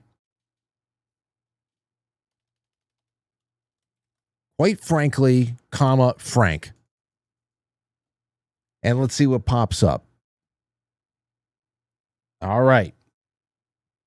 And here we go. We got 5 episodes for Quite Frankly and Frank from No Agenda. Saturday, May 24th of 2025. Oh, I remember this. Let's play this. Okay, yeah, here it is. Here's the transcript. Talking about Rich? Is it? Yeah, Rich Barris. I don't know if Rich is still watching, but here it is. When I got clip of the day. Hold on, let me see if it plays. Here we go. Play. This is from a podcast. This is the Quite Frankly podcast. And this dude, Frank, I think his name is Frank, and he has, maybe not, but it's the Quite Frankly podcast. Now, I think John is on this show, actually, which I think is really interesting, because I couldn't wait to actually talk to them, because I've been referenced a couple of times over the years, and I think in between references, they forget who I am, which they're busy guys. But still. And it's on Rumble. So it's not really a podcast, but okay. It's a Rumblecast. It's a Rumblecast. Oh, there you go. It's a Rumblecast. Right. And he has this guest on from time to time named Rich Barris. Rich is a pollster, and really a GOP Republican, pro-Trump guy, very knowledgeable. And he knows this guy from back in the day when he was, I guess, also working in. Oh, this is when we were talking about the Boeing whistleblower. The whistleblower who had just died. Okay, with the Boeing aircraft. So that was last year, 2025. Now, what's this? Frank of Quite Frankly, June 11th of 2026. Wait, what? June 11th of this year?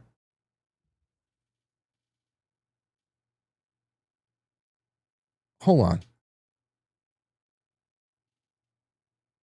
What is this? Oh, Promethean Action. I'm wondering, either of you ever listened to Promethean Action? And if so, what are your thoughts they're saying? Hold on, let me play this. With John from Meridianville, Alabama, who was kind enough to send us $1,000. He added the fee. Wait a second. Hold on. I'm looking at this right here. It says right here, it's on the, 2 hours, 23 minutes.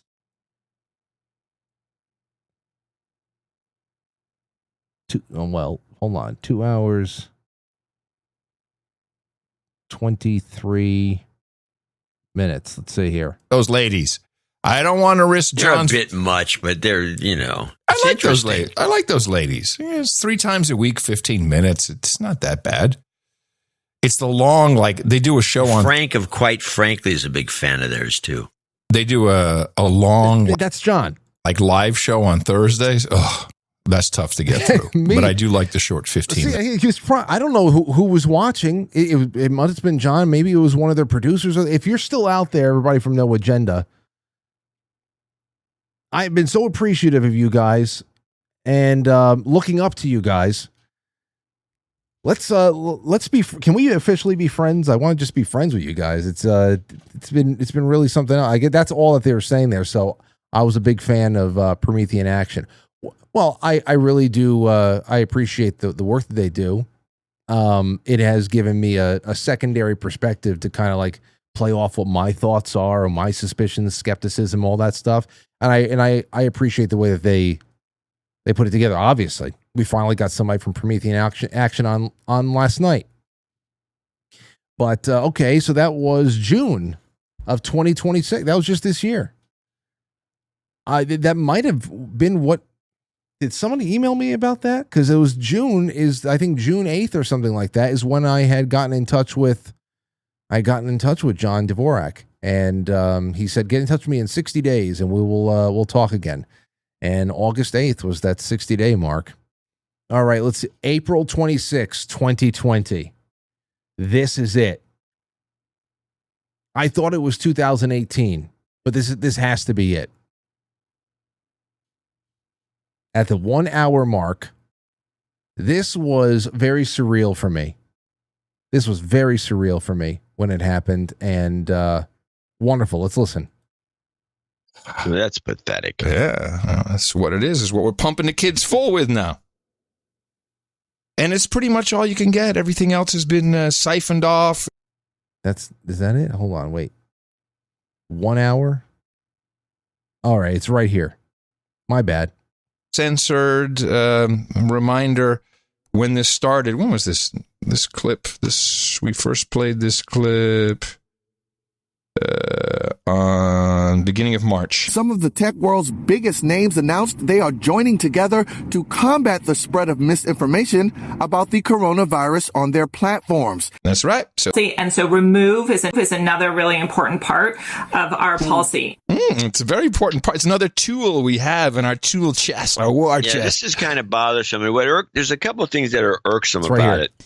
One is that, there was a little tweet going around naming the 3 best news podcasts, and only ours was the news podcast. The other 2 were more philosophical, including Quite Frankly, who I really like. Mm-hmm. This guy Frank, and he's got, and if nothing else, just to watch him work a Shure 7B. How does he work it? Holy mackerel! I got to get just to watch this guy work a mic. He's so good. Anyway, what do you mean? Stop! What do you mean work a mic? It's like he's just the way he just worked the mic. He's like, you just have to watch him work the mic because he's like. What is he doing? Is he holding on to it? Is he stroking it? Is he swinging it around? Well, what is he doing? Well, he might be stroking something, but it's not the mic. He goes off access, but you can't. If you watch him and listen, it's like he never really loses the volume. It's unbelievable.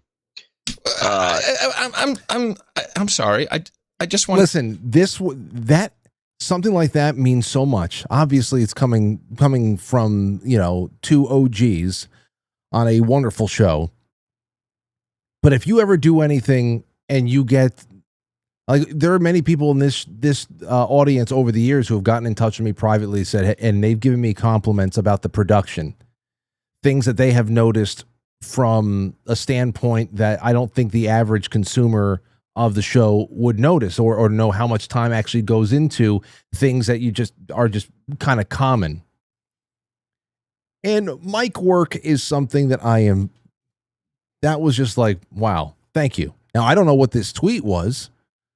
I haven't been included in a list on top 10, top 5, anything. And God knows, I don't make enough noise on the internet. I just don't do it. I'm active on Twitter, but it is just like a strange little experience. I feel like I'm just sitting in there with in a large jacuzzi with a small orbit of people there. But I just don't make enough noise on the internet.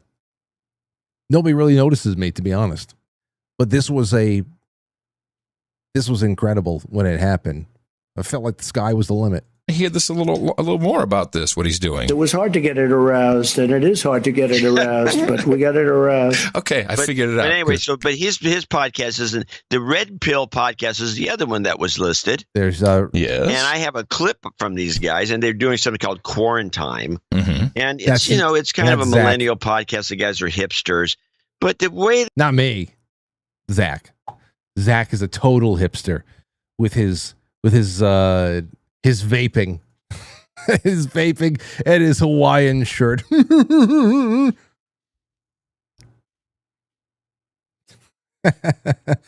Oh man. So there's that.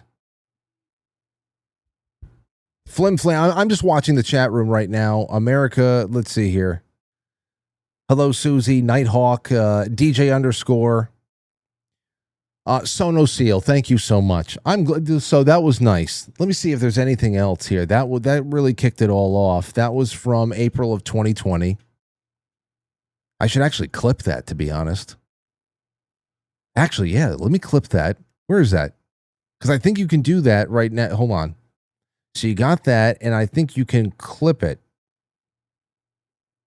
Here. That's the one. I'm going to clip that. I'm going to share that on Twitter later. If I can get you all to retweet it on Twitter, that would be great.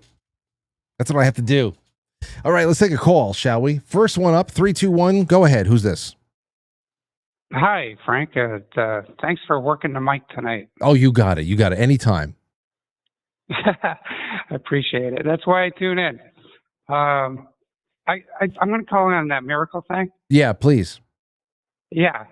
And it's more down to earth. But let me see. My parents were probably in their 20s. They went on vacation from Detroit, Michigan. They went down to Sandusky, Ohio, to a hotel on a beach. And probably my oldest siblings are about 3, 4, and 5. My mother's on the beach with the kids. My dad's getting drunk with the others by the pool. This ties in though. But anyway, she notices these two people struggling out there, probably 50 yards or 60. And she realizes they're drowning. And she watches, and so she runs back. She grabs my dad and the other couples. Nobody, they told me the story later but anyway, nobody else would get up, but she forced my mom's a practical nurse, made my dad run up to the beach, go fetch the drowning couple, gave him nothing but he had 2 little blow up life preservers that the kids were using, the round ones. Yeah. And so he went out and he grabbed him. The wife was already underwater, drowned, I guess. And the husband was just almost drowned my dad. The way he told the story, he said, "You touch me again, I'll leave you here. You're going to drown." Grab this thing. He had to talk him down, right? So he grabs the thing. My dad goes underwater, fetches the woman, comes up, and that guy's calmed down enough, and he dragged them both, and he swam backwards just using his feet and dragging them both in. And then when they got to shore, my mother resuscitated the woman, mouth to mouth, spit the water out, brought them back. So I thought that was kind of a miracle, and God bless them both. Both passed. My mother, 93 years old, 2 months ago. But I thought that was amazing. That was that, and that can be categorized under against all odds. And against all odds, yes. That would be. I'll put that under that category, and I really appreciate that. Thank you for sharing that, Patrick, and rest in peace to both your parents. Yeah, they put them in the paper, and the hotel paid for the rest of everything. Oh, well, see, that was a trip. There you go. Yeah, God bless them. Sometimes all you do is you walk away from something, and the feeling of you went above and beyond, and you did something good, and you feel good about that. You can sleep good that night, and it's something that you can go back to and remember no matter where the hell you're sleeping, to be honest. But they never bragged about it. No. I found an old news clip in one of their closets. I said, "What is this, Dad?" And I read it, and then he told me the whole story. My grandfather, and thanks for the call, Patrick. That's my grandfather has there's a similar story about him that was kind of passed around our family. My grandfather, there was a telephone pole. Somebody was working on a telephone line or something like that, and it was by the high school or something like that, and he had gotten electrocuted, fallen off of this telephone pole, and was just out. And my grandfather resuscitated the guy and left, just to make sure he was all right. And then once everybody that was there, he left. And it was just something that we knew among ourselves because I think my uncle or somebody has a newspaper clipping about this thing happening in town and how nobody really knew who, The guy didn't know who to thank or anything else like that, but he saved the guy's life, and that was just one of those little points of pride that was passed down for a couple of generations, of course, because that story was already a couple of decades old by the time I was born, I think. And that's nice, you know. Sometimes they say if you do something nice for a person and more than two people know about it, you did it for the wrong reasons. And I always think about that. There's a lot of things that happen behind the scenes that have made me feel good about how we've been able to help people. There's other times that we all as a collective here have put our money together and raised money for people that are close to the show or for causes close to the show, where you guys would put in a certain amount of money that I would match what you guys did. We have to keep doing stuff like that. But that's a group effort at that point. But that's why every once in a while, if you get an acknowledgement, it's hard to take it sometimes, especially when you want to pay for my hotel room. All right, fine. Twist my arm, why don't you? But you really don't need it. Something like that happens, you are running on a whole different type of high. And you're not you're content with yourself more than you're proud of yourself. You're content, you're happy, and you'll find yourself in this situation. It doesn't always have to be like, jumping into an ocean to saving somebody that is drowning. But from time to time, you'll find yourself in a position where you have to act and you have to be calm when somebody else is panicked. And you learn something about yourself in that point, and you're content with the way that you responded. Almost like you feel like you can trust yourself a little bit more than you did before. It's not necessarily pride. At least that's the way I feel about it. Do you understand what I'm saying? And that's a great, I think it goes hand in hand with all of the against all odds stories, survival stories, and just being good humans to each other. No doubt about it. Over on Rumble, Jeff Forrest just did something that I have never seen on Rumble before. And I was just tipped in Bitcoin. 0.0003138 of a Bitcoin. That is about $20.02 USD. And that is what the Rumble rant came in. That's the first time I have ever seen somebody tip in Bitcoin. But he said, please tell Shipwreck to stop acting like my ex-wife. I can't take it. What's going on? See, I can't get involved with chat room drama, especially one that mirrors the relationship between ex-spouses.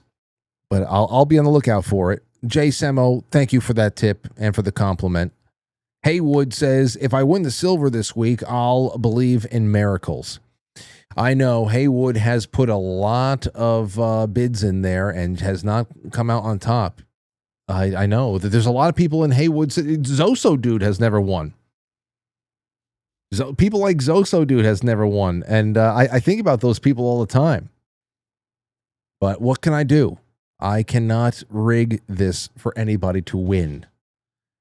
But you know what? I hope that you start believing in miracles. So maybe something miraculous will happen.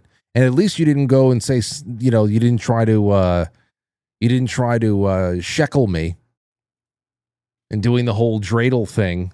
Everybody thinks that they're going to win if they make some kind of a reference to Judaism. So at least you didn't do that, Haywood. You're kind of like, going off the beaten path here. Everybody trying to tap into the magic. It's not going to work. Anyway, there's that. Okay, I have a couple other things here that I think would be fun. Oh, here's a little something I had seen. Here's your 3-year-old daughter mentions your son in heaven.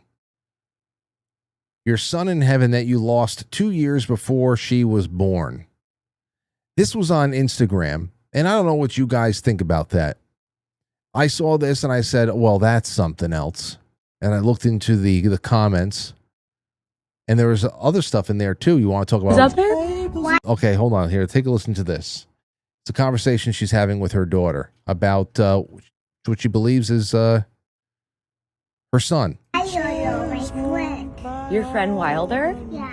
Where is he? He's up in heaven. Wilder is up in heaven. And you met him? Yeah, I met him when I was born. Who is up there? Up there? Yeah. Who is up there? Wilder's up there? Yeah. Who's up there? So you had a lot of conversations with your kid. You can say, "Oh, well, children say that stuff," but it happens a lot. There's more in here. I've got some. Where the hell was it? There's a couple of. Let's see. Listen to this. This one, Brielle. This one woman says, Brielle Bettino says, I lost a baby around 12 weeks pregnant. My daughter was born years later after about 13 years of infertility. She's 4 now. She said just the other day, Mama, I knew you before I was born. I just simply asked what she meant, and she responded, well, I knew you a long time ago, but we never met because I wasn't time to meet yet. So you say, well, how much stock do you put into this? I love stories like this.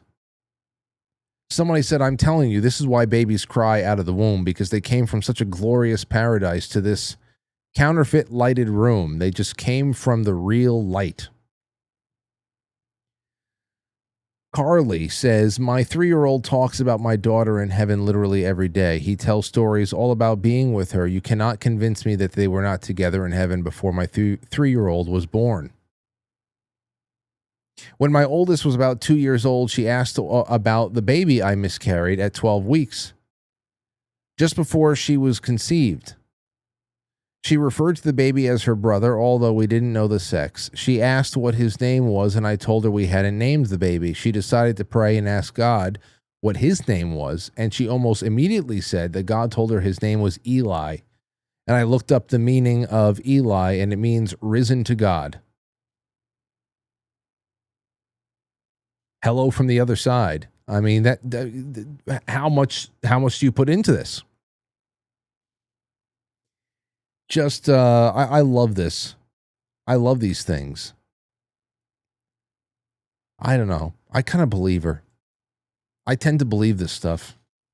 I really do. What else do I have here that was sent my way? All right. This was sent to me by my friend Josh. Not editor Josh, but my other friend Josh. So let me see what this is. There's a photo of you as a kid smile. What is this? Hold on. There's a photo of you as a kid smiling with no idea what was coming. Look at him. He doesn't know yet about the people who will leave, the version of himself he'll have to become, the nights he'll lie awake. He just knows it's a good day and someone who loves him is holding the camera. He trusted everything would be okay. No walls, no bracing, no fear of being too much. Just a whole open heart, pointed at a world he assumed was safe. He's still in there, under all of it. And if you could talk to him, he wouldn't ask if you got rich or figured it out. He'd just want to know you're okay, and that somewhere you still remember how to be him. Somewhere there's a... Great. Well, way to keep it light. Way to keep it light, Josh. You know what's crazy? I know exactly what photo that is. I know exactly what photo that is for me. You want to see it? It's crazy. I don't know why you thought that this would be a good topic of conversation, but it actually kind of fits in. Do you want to see it? Hold on. Hold on.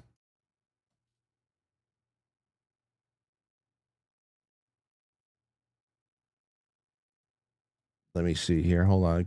Give me a moment.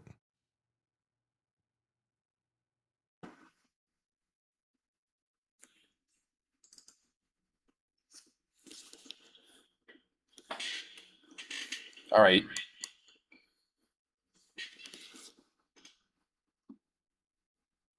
That's not it.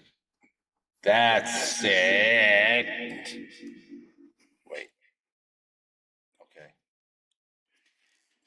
All right.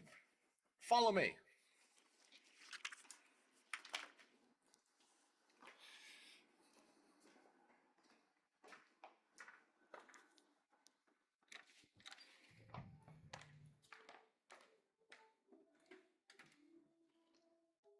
That photo. That's the picture. That's exactly the picture for me. Now, in this picture, the full picture, I'm hanging on to, like, I'm like grabbing onto a chain link fence at, I think, one of my mother's softball games or something. And I'm just kind of like holding onto the fence and leaning back and just smiling. Looks just like Aurora. And that's the picture. Man, if he's still hanging out deep down, if he's buried under all this shit, what the fuck have I done, man? What? I have, see, you see, a video like that,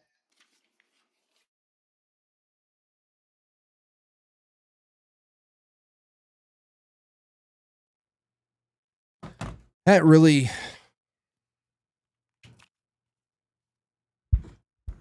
I don't really treat him very well at times. That little boy I don't treat very well at times. So, shit.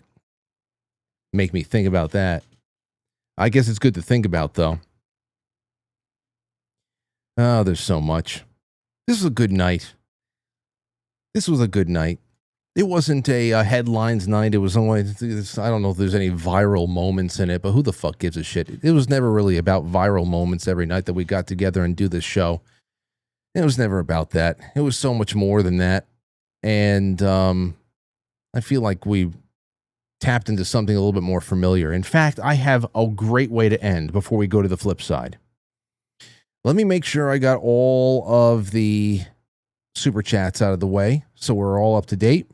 Maybe I'll play some drums tonight on the flip side. I don't know.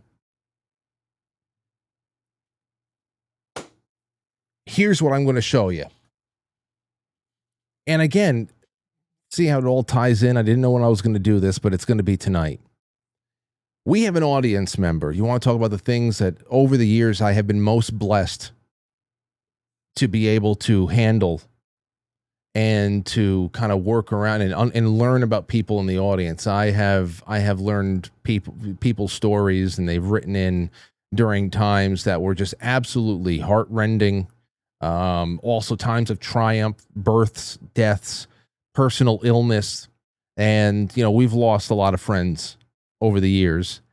And the more time we spend together, we will unfortunately lose more, but that is the natural order of things. But there's nothing natural about children being sick or anything like that. And that's why this next story is, I'm very, very happy to end with this tonight. We have an audience member named Mark, whose his granddaughter's name is Nave. And she has been fighting some serious cancer diagnosis since last winter. And I've been getting regular updates from Mark, who is very, very doting and loves his granddaughter, of course, and has just been praying. And, you know, I've been adding whatever I can to the mix as far as prayers and just correspondence and give me more, let me know how everything's going, all that stuff. And I've been getting regular updates from him in email and praying all along the way. And I've been given permission to inform you of Nave's success. And here it is right here. So she had a rare liver cancer in children, both lungs as well, diagnosed in February of 2026. First chemo was February 17th, had many blood transfusions, spent 6 days on transplant list, and then found after 6 days a 99% donor match. No extra surgery for bile ducts or anything like that. They didn't need to. Each lung surgery she had, she was up and walking the next day. Liver transplant was several days after lung surgeries. 12 days out of the hospital. After a liver transplant, 5 months from diagnosis to transplant, they did additional chemo after the surgery to make sure that there wasn't any residual cancer in the body. And last week, she rang the bell at St. Jude's, which is where Tony Black, I think still to this day, gives something to them every month. And I know when you get into charities and everything and whatever, we've got an audience. We've dug into charities, and we're always very skeptical about one thing or another. But to anybody who just can't, they don't look too deep into any of that. They just think, oh, is it going to help children?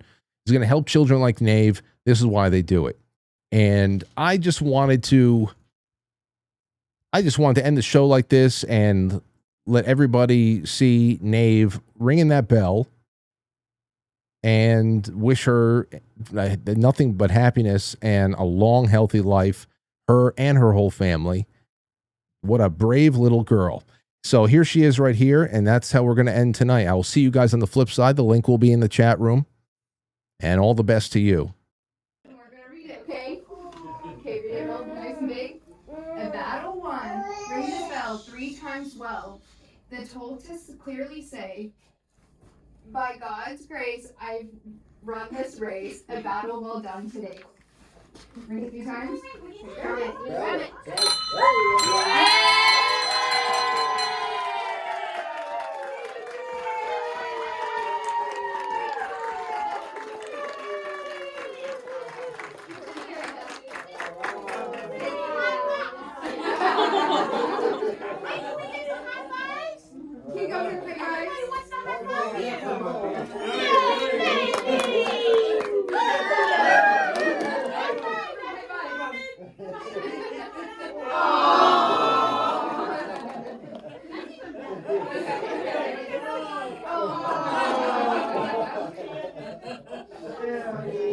Beautiful. Just beautiful. I'll catch you on the flip side. All right, everybody. Thank you for the night. I hope you can bring a little inspiration with you into the new day, into the rest of the week. And I will catch you all on the flip side. Please join us. The link will be in the chat room. If you can't find the link, go to quitefrankly.tv. And if you at all love this show as much as I do, or even a quarter as much as I do, become a Culture Club member. There is 65% off your first month on Patreon until August 4th. So go to patreon.com/quitefrankly and just see all and everything that's available to you there. And I can't wait to see you all again tomorrow, because that's it. I love showing up here, and I can't wait for 7 o'clock tomorrow. Have a good night, everybody.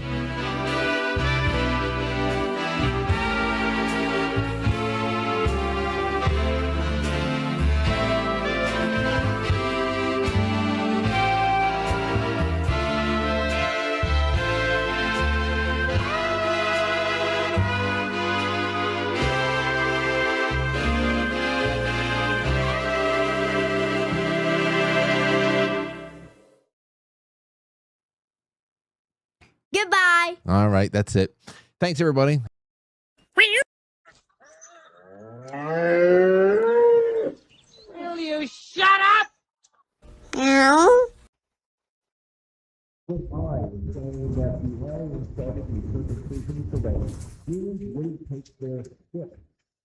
Apparently, none without forcing, that's why spacecraft.